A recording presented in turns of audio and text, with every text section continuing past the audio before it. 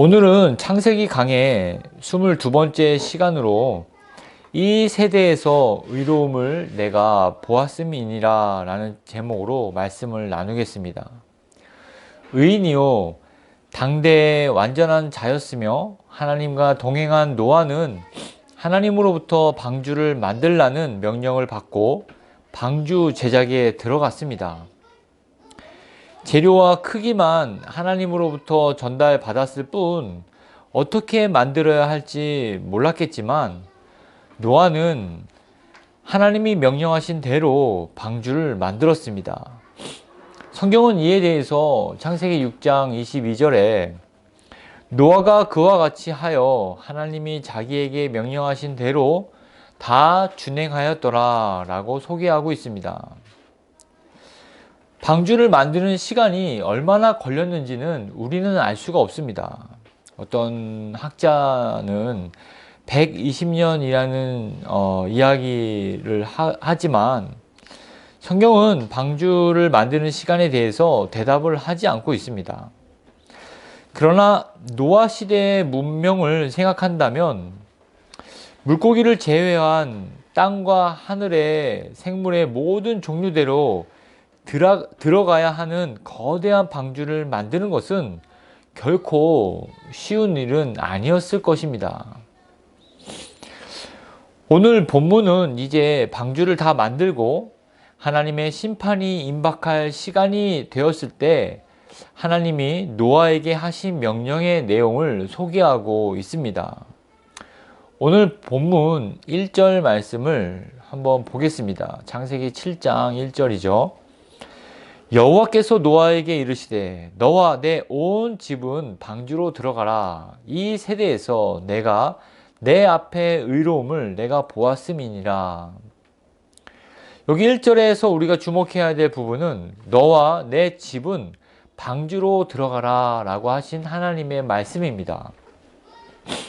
우리가 이 말씀에서 얻을 수 있는 교훈은 한 사람의 의인의 믿음으로 인해서 그 의인뿐만 아니라 그 의인의 주위에 있는 영혼들도 함께 구원받는다는 것입니다. 무슨 말입니까? 사도행전 16장 31절에는 이렇게 말씀하고 있죠. 이르되 주 예수를 믿으라.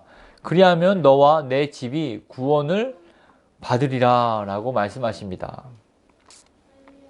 이와 같은 맥락에서 우리는 사도 바울 이야기를 들을 수 있습니다. 사도 바울이 한 사람의 믿음으로 말미암아 알렉산드리아 배에 있었던 276명의 생명이 모두 구원을 받지 않았습니까? 이렇듯이 사도 바울 한 사람으로 인해서 이 배에 있는 276명의 영혼이 구원을 받은 겁니다. 이러한 예는 성경에서 너무나 자주, 너무나 많이 찾을 수가 있습니다. 요셉 한 사람의 믿음으로 그의 가족뿐만 아니라 이집트의 온 나라가 구원을 받은 것도 우리는 알고 있죠. 다윗은 물론이거니와 기드온, 모세, 여호수아 모든 하나님께 쓰임받는 그 의인 한 사람 때문에 가족 혹은 그 민족, 그 나라가 구원받는 일들이 너무나 많이 일어나고 있다는 것입니다. 그래서 예수님은 우리를 통해서 이렇게 말씀하십니다. 주 예수를 믿으라. 그리하면 너와 내 집이 구원을 받으리라. 여러분, 얼마나 귀한 말씀입니까? 하나님을 믿는 한 사람으로 인해서 그의 가족과 그의 주위에 있는 사람들이 구원을 받는다는 것은 너무나 놀라운 일입니다. 그렇기 때문에 우리는 하나님이 주신 이 믿음을 잘 간직하고 소중하게 여겨서 성장을 위해서 거듭거듭 진력해 나가야 할 필요가 있다는 것입니다. 그냥 나 혼자 그냥 잘 먹고 잘 살면 되겠지.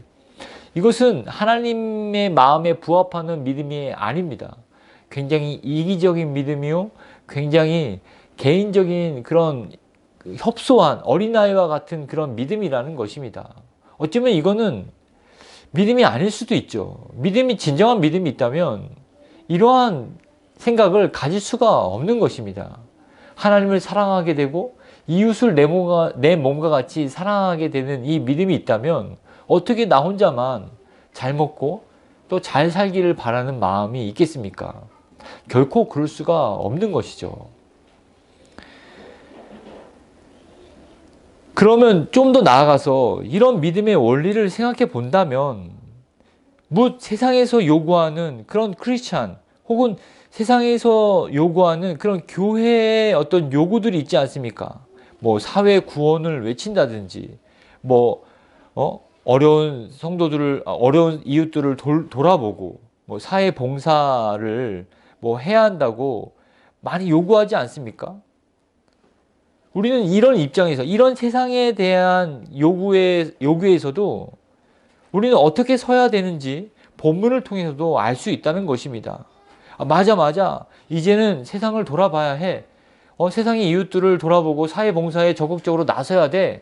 해갖고 자꾸 외부로, 바깥으로 에너지를 쏟는 것이 중요한 것이 아니라는 것입니다. 내게 주어진 믿음, 하나님이 내게 선물로 주신 이 믿음을 잘 가꾸고 성장시키며 하나님이 주신 그 사명 아래 내가 본질을 잃지 않고 그 자리를 지키는 것이 곧 이 사회를, 곧 나의 가정을, 곧 이 나라를, 민족을 구원하는 역사가 일어나는 그러한 씨앗이 된다는 것입니다. 무슨 말씀인지 아시겠습니까? 노아가 가지고 있는 이 믿음을 잃지 않고 잘 간직하면서 키워 나갔습니다. 근데 노아는 어떤 사람이 됐습니까? 온 인류를 구원한 그 인류의 구원자가 되지 않았습니까? 그렇게 하나님이 믿음을 들어 쓰신다는 원리를 여러분 잘 생각하신다면 우리는 자꾸 이 믿음을 저버리고 바깥으로 활동을 넓혀가는 것이 이 신앙의 본질이 아니라, 비록 그들의 요구나 그들에게, 세상 사람들에게 실망을 줄 수 있을지라도 하나님이 내게 주신 믿음을 잘 간직하고 견고하게 자기에게 주어진 믿음의 길을 걷는 것이 곧 나의 가족과 나의 민족과 나의 이웃을 구원하는 길임을 우리는 바르게 이해할 수 있다는 것입니다. 우리가 어느 정도 집중해야 하는지 다음의 구절을 통해서 성경은 소개하고 있습니다. 하나님은 이렇게 말씀하셨죠. 이 세대에서 내가 내 앞에 의로움을 내가 보았음이니라. 하나님이 말씀하신 이 세대, 이 노아의 세대는 어떤 세대입니까? 노아 가족 외에는 어떠한 사람도 방주에 들어갈 수 있는 믿음을 가지고 있지 않는 세대가 바로 노아의 세대였습니다. 반대로 말하자면 노아 가족들은 하나님이 주신 이 믿음을 간직하기 위해서 적지 않은 유혹과 적지 않은 시험과 적지 않은 핍박과 적지 않은 멸시와 적지 않은 어려움을 겪었을지 모릅니다. 노아는 그런 타락한 세대 가운데서 자신의 믿음을 지켰습니다. 그래서 우리는 생각해야 합니다. 신앙생활을 한다는 것은 세상과 싸우겠다라는 선전포고라는 것이죠. 마냥 철없는 어린아이로 살아가는 것이 아니라 영적 전투에 참여하는 하나님의 군사, 하나님의 전사로 살아가겠다고 하는 선언을 하는 것입니다. 악한 세대를 따라가기란 쉽습니다. 남들이 하는 대로, 남들이 하라고 하는 대로 살면 되니까요. 그렇게 고민할 필요도, 생각할 필요도, 갈등할 필요도 없지 않습니까? 그러나 그렇게 살아가는 것은 결코 하나님이 쓰실 믿음의 삶이 아니라는 것입니다. 여러분도 잘 아시는 사건이 있지 않습니까? 다윗이 사울에게 오랜 시간 동안 쫓겨다니지 않았습니까? 10년여의 어떤 시간 동안 죄도 짓지 않은 죄인으로서 온 나라의 군사가 자기를 쫓는 일에 매진해 있을 때 그는 항상 도망자의 신세로 다녀야 했습니다. 그러나 어느 날 그 원수 사울 왕을 죽일 수 있는 기회를 만났죠. 한 번도 아니라 두 번이나 그 기회를 잡았습니다. 그의 부하들은 이때는 하나님이 주신 기회다. 단칼에 사울을 없애서 이제는 자유의 몸이 돼야 한다고 다윗에게 이야기를 했습니다. 그러나 다윗은 어떻게 반응했습니까? 두 번 모두 다 하나님이 기름 부은 왕을 내가 임의로 죽일 수 없다 라고 하는 말로 그 부하들이나 그 기회를 거절하고 하나님의 손에 자신의 운명을 맡겨 드렸습니다. 믿음의 길은 쉽고 빠른 길이란 길이 없습니다. 세상은 반대로 쉽고 빠른 길을 제시하죠. 그러나 믿음의 길은 반대입니다. 어떠한 믿음의 길이든지 하나하나 내 발로 밟지 않고 정복되는 땅은 없습니다. 싸워야 하고 또 기경해야 하고 또 약속하신 땅에 있는 자들을 내쫓아야 하고 그 내쫓아서 차지한 땅을 또 지켜야 하고 또 침입할 그런 외세에게는 내 땅이라고 하나님이 주신 약속의 땅이라고 주장하지 않으면 결코 믿음으로 받을 수 있는 그러한 유산은 기업은 없다라는 것을 우리는 기억해야 합니다. 이것을 노아를 통해서 하나님은 우리에게 말씀해 주시고 계시다는 것입니다. 이러한 믿음의 원리를 잘 이해하시는 저와 여러분이 되시기를 주의 이름으로 축원드립니다. 다음은 창세기 7장 2절에서 5절 말씀을 함께 읽겠습니다. 다 같이 한번 읽을까요? 창세기 7장입니다. 창세기 7장 2절에서 5절 시작. 너는 모든 정결한 짐승은 암수 7씩 부정한 것은 암수 2씩을 내게로 데려오며 공중의 새도 암수 7씩을 데려와 그 씨를 온 지면에 유전하게 하라. 지금부터 7일이면 내가 40주야를 땅에 비를 내려 내가 지은 모든 생물을 지면에서 쓸어버리리라. 노아가 여호와께서 자기에게 명하신 대로 다 준행하였더라. 하나님은 홍수 전에 짐승들을 방주에 드릴 것을 명령하십니다. 홍수 이후에 살아갈 땅을 염두에 두시고 짐승들을 잡아 드리라고 명령하신 거죠.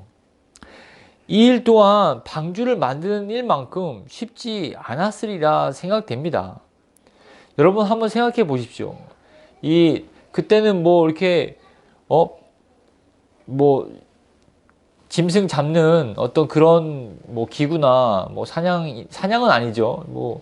다 산채로 잡아야 되니까 얼마나 힘들었겠습니까? 여러분 우리가 가끔 이제 등산할 때 청설모 보지 않습니까? 그 청설모를 잡는다고 한번 생각해 보십시오.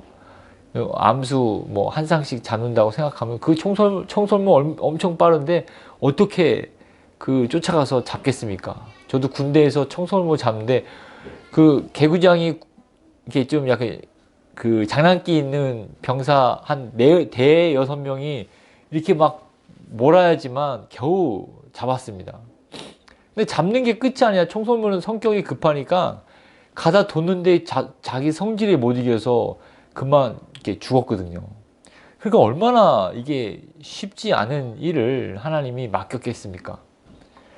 그리고 또 이렇게 호랑이나 사자 같은 맹수는 또 어떻게 잡았을지 또 궁금합니다. 그러나 우리는 이 어떻게 잡았을까 이러한 상상력을 펼치기보다 하나님이 노아에게 노아는 어떻게 이 명령을 준행했는가라는 것입니다. 그것은 창세기 7장 5절에 노아가 여호와께서 자기에게 명령하신 대로 다 준행했다고 우리에게 소개하고 있습니다. 중요한 것은 내가 좋아하는 짐승은 더 잡아들이고 싫어하는 짐승은 이 기회에 다시 보지 않으면 좋겠다라고 해서 그냥 건너뛰는, 자신이 취사 선택하지 않고 하나님이 명령하신 대로 정결한 짐승은 7쌍씩, 부정한 짐승은 정한 수대로 방주로 잡아들였다는 것입니다. 여러분, 얼마나 하나님의 그 면전 앞에서 그게 좀 너무 많지 않습니까? 좀 줄여주십시오. 개체수를 좀 줄여주십시오. 그리고 내가 그 어떤 취사 선택을 하면서 이렇게 하지 않았다는 것이죠. 하나님 면전에서 말씀을 들을 때나 그 현장에서 짐승을 잡을 때나 똑같은 태도로 이 노아는 하나님의 말씀을 준행했다는 것입니다. 여러분의 모습은 어떻습니까? 저의 모습은 어떻습니까? 제가 설교할 때 가능하면 거룩하게, 홀리하게 이렇게 말씀을 전하려고 합니다. 여러분도 그렇지 않습니까? 예배 가운데서 말씀을 들을 때나 또 우리가 저녁 시간에 말씀을 나눌 때도 얼마나 거룩하게 말씀을 적고 또 나눕니까? 그러나 삶의 현장에서 이 말씀을 실천하고 적용하고 하나님께 순종하는 이 삶의 실천의 그 현장에서는 우리는 어떠한 모습으로 살아가는가를 돌아보자는 겁니다. 노아처럼 그 명령을 그대로 지키는 그 현장을 만들어냈는지, 아니면 나는 고양이 싫어, 나 고양이는 안 잡을래, 6마리까지 잡았는데 7마리는 그냥 건너뛰지, 하나님 워낙 많으니까 이렇게 다 살 수 있지 않을까, 자꾸 타협하고 그 수준을 낮추고 물 타고, 오늘은 컨디션이 안 좋으니까, 오늘은 기분이 안 좋으니까, 오늘은 상황이 안 되니까 이 핑계 저 핑계 하면서 하나님의 명령의 어떤 그 고결함을 내 스스로 깎아내리지는 않았는가. 우리는 그런 모습을, 노아의 모습을 통해서 돌아보자는 겁니다. 악한 세대 가운데서 하나님은 노아를 주목한 이유는 바로 그 말씀 그대로를 살아냈기 때문입니다. 그러면 여러분 하나님 믿는다고 생각하신다면 이 악한 세대에서 여러분을 주목할 만한 그런 믿음의 순종의 태도를 하나님께 보이고 있느냐, 그런 모습을 우리는 나타내고 있느냐, 그 현장에서 노아와 같이 그렇게 살아내느냐 라고 하는 것을 오늘 본문을 통해서 우리는 우리 자신을 돌아봐야 한다는 것입니다. 저부터도 이렇게 하나님께서 말씀하십니다. 야, 너 말씀은 잘 전하더라. 네 입에서 나오는 말들은 하나도 틀린 것이 없다. 하지만 너의 삶을 봐라. 네가 뱉은 그 말대로 그렇게 살아내는지, 그렇게 살고 있는지. 사람들은 너의 입술에서 나오는 말도 듣지만 너의 모습을 통한 그런 살아있는 행동으로 보이는 설교를 더 보고 싶어 한다. 저뿐만 아니라 여러분도 그리스도의 편지로서, 그리스도의 향기로서 여러분이 처해 있는 상황, 그 현장에서 하나님의 그 인자하시고 하나님의 거룩하심을 나타낸다는 사실들을 잊지 않으시기를 주의 이름으로 축원드립니다. 다음은 창세기 7장 6절에서 12절 말씀을 보겠습니다. 특별히 이 말씀 중에서는 6절 말씀 그리고 7절 말씀을 읽겠습니다. 같이 한번 읽어볼까요? 창세기 7장 6절 7절 말씀입니다. 홍수가 시작. 홍수가 땅에 있을 때에 노아가 600세라. 노아는 아들들과 아내와 며느리들과 함께 홍수를 피하여 방주에 들어갔고. 네. 노아는 아들들과 아내와 며느리들과 함께 홍수를 피하여 방주에 들어갔습니다. 홍수는 세상의 종말을 뜻했습니다. 종말에 어떤 조짐도 없었지만 이들은 믿음으로 방주에 들어갔습니다. 홍수는 방주에 들어간 7일 후에 일어났습니다. 방주에 들어갈 때 뭐 먹구름이 막 몰려온다거나 막 번개가 번쩍번쩍 하거나 뭐 빗방울이 조금씩 내려서 야 이제 하나님께서 말씀하신 약속하신 심판의 날이 오는 것 같다 라고 하는 그런 조짐이 없었다는 것입니다. 단지 하나님의 명령, 하나님의 말씀이 임해서 이들은 방주로 들어갔다는 것입니다.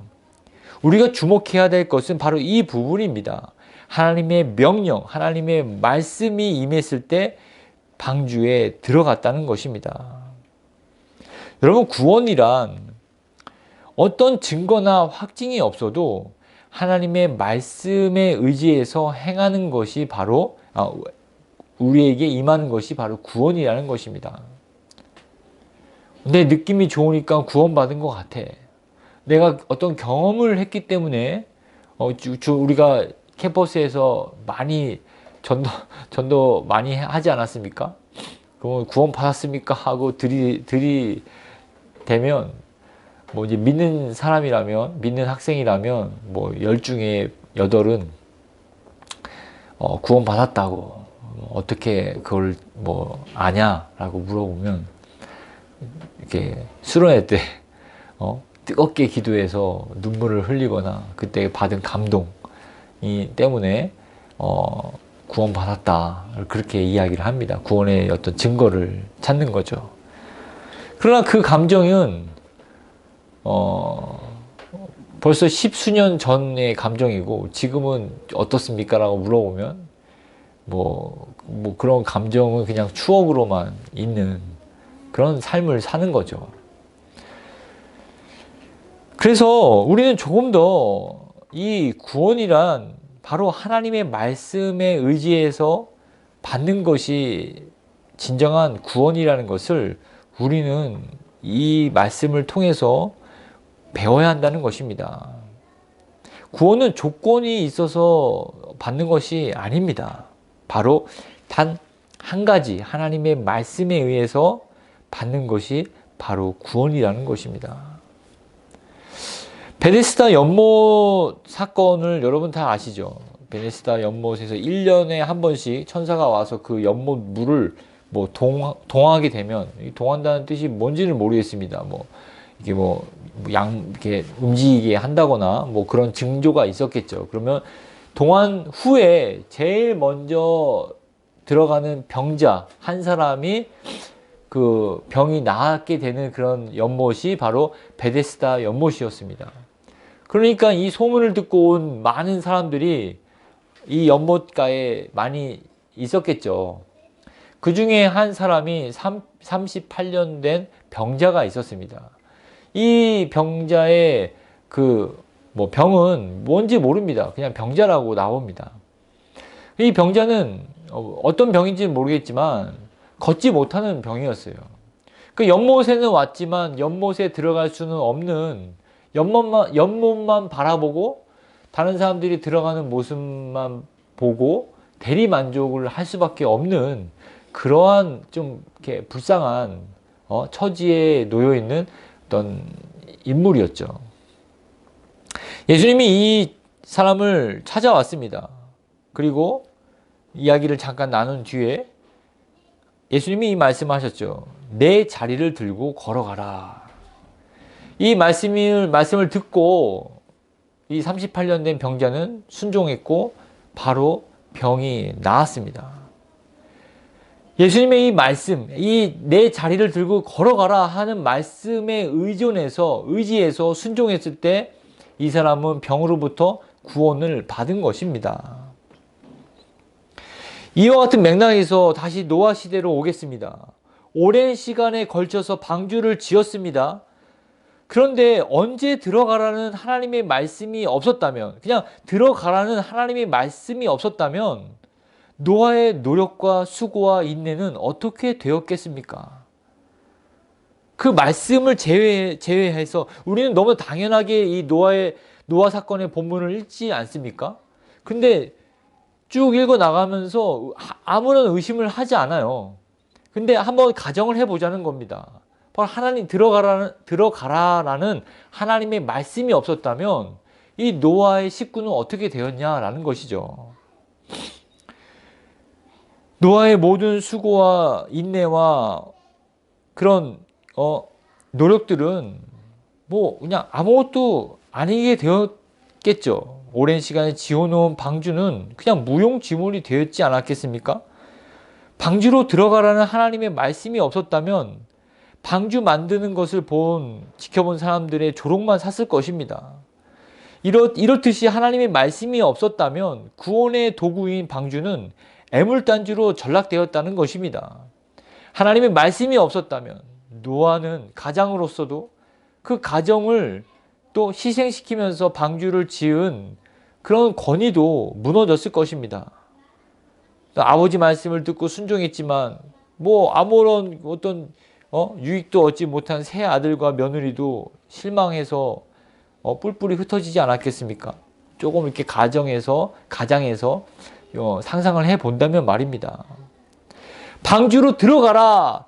이 짧은 말씀이 얼마나 중요하고 소중한 역할을 했는지 우리는 기억해야 한다는 것입니다. 우리는 알아야 된다는 것입니다.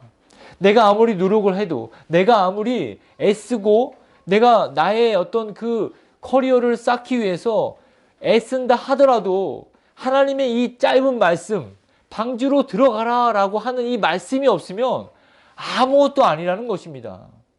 아무것도 아니라는 것입니다. 그렇기 때문에 여러분, 우리가 추구해야 될 것은 더 나은 삶이 아니라 하나님의 말씀이라는 것입니다. 하나님, 내게 말씀을 주시옵소서. 하나님, 내게 내 발에 등이 되고 내 길에 빛이 되는 말씀을 내게 주시옵소서. 2023년 새해가 밝았습니다. 오늘은 1월 1일이죠. 여러분 새해에 많은 계획들을 갖고 또 이렇게 살아가야지 라고 하는 그런 마음에 어떤 이렇게 다짐들이 있지 않습니까? 그러나 성경은요, 뭐라고 얘기합니까? 그러한 것보다도 하나님의 말씀에 갈망하라. 하나님의 말씀을 앙망하라. 하나님의 말씀이 우리의 마음에, 우리의 영혼에, 내 삶에, 내 가족에, 내가 임하는 모든 면에 하나님의 말씀이 임하기를 간절히 바라라 라고 오늘 본문은 우리에게 말씀하고 계신 것입니다. 성경은 하나님의 말씀이 얼마나 중요한지를 우리에게 가르쳐 주시고 계십니다. 여러분 잘 아시지만 하나님은 시작의 하나님이요 또 마지막의 하나님, 알파와 오메가의 하나님이시지 않습니까? 한 해의 시작도 하나님으로부터 또 한 해의 마무리도 하나님으로부터 해야 된다는 것입니다. 우리는 너무나 이렇게 변덕스럽고 인내가 짧기 때문에 어떤 일을 진행할 때 은혜로 시작했다가 육신으로 끝나서 이도 저도 아닌 경우들을 많이 경험합니다. 그러나 이제는 그러한 삶을 살아서는 안 됩니다. 사울 왕과 같은 인생이 되지 않도록 내가 마지막에도 하나님의 말씀으로 그 믿음의 경주를 완주할 수 있도록 해야 된다는 것입니다. 여러분 무엇을 시작하십니까? 운동을 시작하십니까? 새로운 공부를 시작하십니까? 또 새로운 장소에서 또 새로운 사람을 만납니까? 무엇을 하시든지 하나님의 말씀 가운데 시작하시고 하나님의 말씀 가운데 마무리를 잘 하시는 저와 여러분이 되시기를 주의 이름으로 축원드립니다. 마지막으로 같은 이 말씀을 보겠습니다. 홍수를 피하여 방주에 들어갔고 라고 하는 말씀입니다. 창세기 7장 7절 말씀이죠. 노아는 아들들과 아내와 며느리들과 함께 홍수를 피하여 방주에 들어갔고. 네, 이 말씀을 좀 더 깊이 있게 한번 살펴보겠습니다. 홍수를 생각해 봅시다. 그냥 동네를 쓸어가는 그런, 우리 장마철 때 TV에서 쉽게 보지 않습니까? 떠내려가는, 뭐 어디가 산이고 길이고 도로고 집인지 모를 정도로 많은 물이 이렇게 흘러가는, 그 흙탕물이 흘러가는 모습을 우리가 종종 보지 않습니까? 참 생각만 해도 무섭죠. 네? 그러나 지금 하나님이 심판하실 그런 홍수는요, 그런 홍수가 아닙니다. 아무리 높은 산도 잠길 만한, 물 속에서 잠길 만한 그러한 홍수라는 것입니다. 이런 홍수를 피할 방법은 무엇이겠습니까? 아무것도 없습니다. 그리고 그렇다면 이 홍수와 같은 것이 우리는 뭐라고 생각합니까? 바로 죽음입니다. 이 당시 홍수를 피할 수 있는 방법이 없듯이 이 시대를 살아가는 우리도 뭐 홍수야 이제 좀 겁나지 않은 시대에 살지 않습니까? 그러나 이 홍수와 같은 심판은 바로 죽음이라는 것입니다. 홍수를 피할 방법이 없듯이 무력한 인간은 죽음을 피할 방법이 없습니다. 그러나 하나님은 홍수를 피할 방법으로 방주를 예비하셨듯이 죽음을 피할 방법으로 우리를 위하여 십자가를 예비해 놓으셨습니다. 아멘. 방주와 십자가는 우리에게 같은 메시지를 주는 것 같지만 그 안을 자세히 들여다보면 그렇지 않습니다. 이 방주는 노아의 노력으로 지어졌지만 십자가는 우리의 노력이 전혀 들어가지 않고 우리에게 은혜로 주어졌습니다. 오직 이 십자가는 예수 그리스도의 대속의 피값과 그 생명의, 예수 그리스도의 그 생명의 희생으로 이루어졌다는 말씀입니다. 또한 홍수의 유일한 피난처가 방주이듯이 죽음의 유일한 피난처는 오직 예수 그리스도의 십자가입니다. 그래서 예수님은 이렇게 우리를 초청하시고 계십니다. 요한복음 7장 37절과 38절에 누구든지 목마르거든 내게로 와서 마시라. 나를 믿는 자는 성령의 이름과 같이 그 배에서 생수의 강이 흘러나오리라. 세상이 주는 지침과 두려움과 갈등과 번민은 우리의 뼈를 상하게 하고 피를 마르게 하지만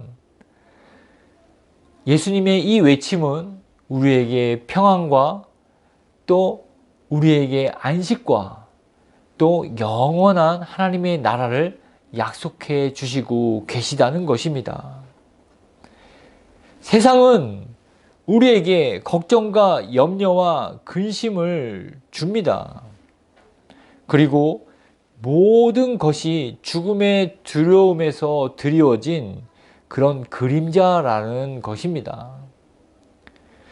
계속해서 그 죽음의 그림자만 따라가면 점점 영적인 갈증과 그 두려움은 심해지기 마련입니다. 그 길로 가는 하나님의 그런 양들을 구원해 주시기 위해서 예수 그리스도로 말미암아 우리에게 생명의 방주를 만들어 놓으신 것입니다. 그래서 누구든지 내게로 오라고 초청하십니다. 내게로 와서 마시라. 그리하면 그 배에서 생수의 강이 흘러나오리라. 우리가 이성적으로 헤아릴 수 없는 그 풍성함과 조건 없는 초청으로 말미암아 방주에 들어오라고 하신 이 하나님의 말씀, 이 말씀을 따라가며 방주 안에서 이 정말로 누릴 수 없는 그 평안함과 그 안락함을 생각해 보십시오. 천국을 이 땅을 살아가면서 맛볼 수 있도록 우리에게 귀한 초청을 해주시는 하나님께 감사와 찬양과 영광을 돌리며 살아가시는 저와 여러분이 되시기를 주의 이름으로 축원드립니다. 아멘. 기도하겠습니다. 하나님